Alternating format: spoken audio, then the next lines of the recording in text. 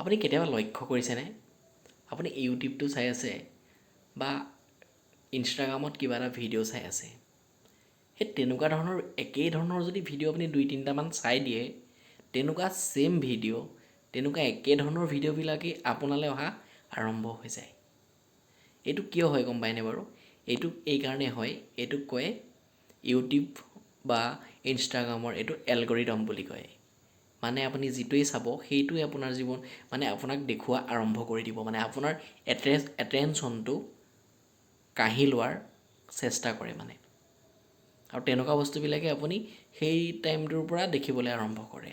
আমাৰ জীৱনটো এনেকুৱাই আমি যিটো বস্তু বিচাৰোঁ আমি যিটো কথা ভাবি থাকোঁ